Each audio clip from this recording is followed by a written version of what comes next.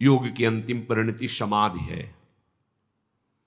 उन्होंने कहा कि मैं ये तो नहीं समझता कि समाधि है कि क्या है, मेरे गुरुदेव हरिवंश चंद्र जी की कृपा है, वे क्या है वो तुम अनुमान लगा सकते हो और गुरुदेव जान सकते, मुझे पता नहीं क्या स्थिति है। मन में आया कि हरिवंश चंद्र जी से मिले, पूछा कहाँ है, कहाँ उनके दर्शन हो सकते हैं। तो उनका इस समय तो संध्या काल है, मानसरोवर में मिलेंगे। शाम के रोज महाप्रभु मानसरोवर जाते थे, श्री जी की सेवा और फिर मानसिक चिंतन। वहां गए, महाप्रभु वापस हो चुके थे, दर्शन नहीं हुए। विचार किया, परमानंद जी से सुना था कि बहुत महामहिम मानसरोवर स्थान दिव्य लीला होती रहती है।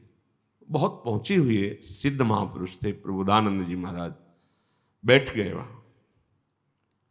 रात्रि जागरण करूंगा, सुबह फिर पता लगाऊंगा महाप्रभु कहाँ हैं, दर्शन करेंगे। जो ही रात्रि के 11 बजे भीषण तूफान,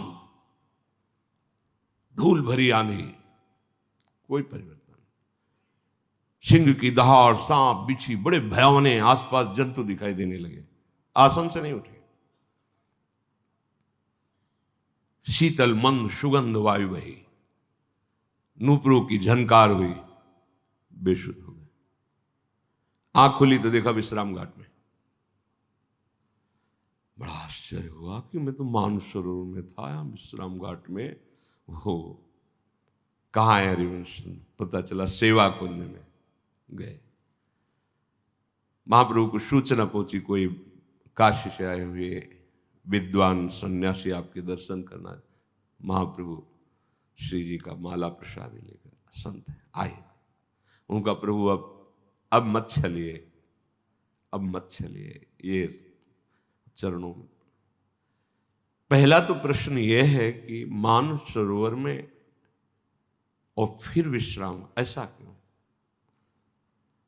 तो उनका आपकी अध्यात्म स्थिति बहुत ऊंची है, पर प्रेम स्थिति को सहने के लिए यहाँ की रजिका और रसिकों का संग किया जाता है। आपको नूपुरों की झनकार मिली तो इससे संकेत हो रहा है कि श्री जी ने आपको पसंद कर लिया है। अपनी सेवा, रसिकों का रज का सेवन और धाम की अनन्य निष्ठा, श्रीपाद को प्राप्त। अगर भयभीत हो जाते पहले तूफान में या सांप बिच्छियों के सिंह की दहाड़ आदि से, तो नूपुरों की ध्वनि भी नहीं सुनाई देती। और अगर उसी चेतना में नूपुरों की ध्वनि सुनकर सह जाते तो अगला क्षेत्र था प्रिया प्रीतम गलबैया दिए आ जाते। प्रिया प्रीतम की नूपुरों की ध्वनि सुनकर लालजू बेशुद्ध हो जाते हैं, अपनी वंशी को न्यौछावर करते हैं। प्रियाजू की ऐसी नूपुरों की ध्वनि। हम लोग धामवासी हैं, रोज एक दो श्लोकों की चर्चा सुनते हैं आप, चाहे जैसी परिस्थिति। मेरा भरण पोषण प्रियाजू करते हैं, कोई व्यक्ति कर ही नहीं सकता। किसी को भी निमित्त बना सकते हैं श्री जी, और ना भरण पोषण करने ना करें, हमारा शरीर पूरा हो, हम श्री जी को प्राप्त हो, इसीलिए तो हैं आज या कल। हम तो इसीलिए वृंदावन वास कर रहे कि मुझे श्री जी मिले, तो आज शरीर छूटे या कल छूटे, मुझे इसकी परवाह नहीं। ये महारानी जी का महल है, ये किसी व्यक्ति के द्वारा सेवित नहीं है, महारानी जी के द्वारा सेवित है। महारानी जी के हम सब हाथ हैं, किसी से भी सेवा करा सकते हैं, किसी से, हमें नहीं, बिल्कुल नहीं। वैष्णव धर्म वैष्णव जन तो तेने कहिए, जे पीर पराई जाने रे, पर दुखे उपकार करे तो पे, मन अभिमान न आने रे। सर्वस्व उत्कर्षदायी भव सततमय, नीच नीचा स्वयं चा। ओहो, मेरे ऊपर कितनी कृपा हुई, मैं नीच अधम, श्री जी ने मुझे सेवा का सौभाग्य दिया, कोई जान भी ना पावे, और सेवा जैसे बने वैसे जितनी कराए, सर्वोत्कर्षदायी, सबको बढ़ाई, और सततमय नीच नीचा स्वयं सा, एवं वृत्ति धीमन नदिवश, ऐसे वृंदावन का लाभ लिया जाता है। कभी सेवा का अवसर श्री जी दे देती है, वो सेवा आपको सीधे माया प्रपंच से मुक्त करके श्री जी के प्रेम रस की तरफ ले जाती है।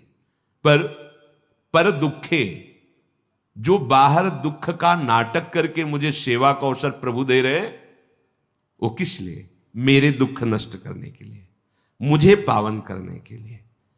पर मन अभिमान ना आने रे।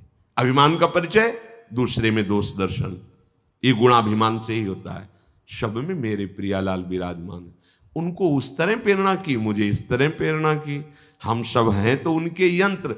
अगर ये अंगुली किसी को बचा रही है, ये अंगुली चुपचाप खड़ी है, तो है किसकी? मेरी ही तो है ना। अब इस अंगुली को सौभाग्य मिला है बचाने का, और ये खड़ी तो इसको कहीं और अवसर दे रहे हैं। पर ये तो नहीं कि ये अंगुली निकृष्ट है। हम सब उन्हीं के हाथ हैं, उन्हीं की शक्ति से संचलित है। हमारे को निमित्त बनाकर अगर प्रभु किसी की थोड़ी सी भी सेवा, तो अपने को दैन्य भाव से देखते, अहो भाग्य, अहो भाग्य। हमें दोष दर्शन तभी होता है जब गुणाभिमान होता है। अगर गुणाभिमान न हो तो भगवत दर्शन होने लगे, दोष दर्शन की गुंजाइश ही नहीं। उसी भगवत दर्शन के लिए तुम्हें सेवा मिली कि तुम मन वचन कर्म से दैन्य होकर सेवा को निर्वाह कर ले जाओ, वो अहंकार उत्पन्न ना होने पावे तो भगवत प्रसन्नता का हेतु हो जाएगा।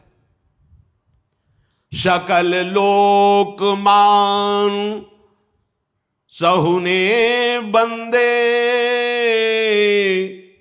निंदा न करे के नीरे। वाच काछ मन निश्चल राखे, धनी धनी जननी तेरी रे। वैष्णव जन तेने कहिए, जे पीर पराई जाने रे। नरसिंह मेहता जी श्रीपाद कहे हैं, एवं वृत्तैव धीमन न दिवस मधुरम धाम वृंदावनाख्यम। ये वृंदावन ऐसे भास करो, तभी सेवा देगा तुम्हें। किसी की भी सेवा दे सकता है। सेवा वर्णन थोड़ी की जाती है। सेवा जब श्री जी देती है तो सामर्थ्य दे देती है। एक केशी घाट में जब परिक्रमा करते हुए रात्रि में ऐसे 2 बजे निकलते थे, तो कांखने की आवाज आ रही थी, पीड़ा की। लगा किसी को बुखार होगा, वो ऐसे एकांत अंधेरे में ऐसे पड़े थे। दूसरे दिन फिर निकले, फिर वही आवाज। तो हृदय ने कहा कि अगर बुखार आदि होता तो, पर जानना तो चाहिए ना व्यक्ति है। नजदीक गए, हाथ जोड़ा, उनकी आंख खुली थी। क्या बात है, आपको क्या कष्ट है? तो देखा मल में पड़े हैं, आसपास छोटे छोटे सफेद कीड़े रेंग रहे हैं। जी ही अचला हटाया तो सब सड़ा हुआ से अरे एकदम कांप गए। एक पैसा हमारे पास नहीं रहता था, क्योंकि पैसा तो तब है जब व्यवहार हो, व्यवहारी जनों भिक्षावृत्ति अपना। हम कहा महाराज आपकी क्या सेवा कर सकते हैं? मुझ गरीब के पास ना औषधि के लिए पैसा है और ना ऐसा है कि हम आपको रख सकते हैं, क्योंकि वहाँ छोटी कुटिया में। उन्होंने कहा कि तुम एक काम कर सकते हो, मुझे सुदामा कुटी पहुंचा सकते हो? हम कहा हाँ महाराज पहुंचा दीजिए। ताकत तो शरीर में थी, ऐसे उठाया जैसे एक बच्चे को लिया जाता है। भगवत कृपा से एक बड़ा आनंद का आवेश था। छड़ी लिए, कमंडल अपना लिए, उनको ऐसे लादे हुए चले। जे ही आगे बढ़े तो जहां ऊंचे से चढ़ा जाता है, एक रिक्शा वाला ऐसे जो ऐसे, हम का एक काम हमारा सहयोग करोगे? पैसे तो है नहीं, हमें सुदामा कुटी तक इनको लेके पहुंचा। हाँ बाबा बैठिए। कौन था वो? कौन था? रात्रि के पैर वाला रिक्शा वाला। हम उनको लेके बैठ गए ऐसे। अब वहां गए, हम कहा ये सुदामा कुटी है। बोले मुझे परिचय नहीं है, पर मुझे कहीं भी डाल दोगे हाँ तो कोई भी कुछ औषधि करा देगा। तो वहाँ संतों को, ऐसे अपरिचित संतों को भी वहाँ वास की व्यवस्था है। पूज्यपाद श्री सुदामा जी महाराज आहार की व्यवस्था, वास की व्यवस्था की। अब भी भगवत कृपा से वहाँ होती ही होगी। वहाँ लेके गए तो सब संतों के आसन थे, एक साइड में थे, तो उनको लिटाया। एक संत ने कहा कौन है, कैसे क्या है? तो उनको बोले कोई बात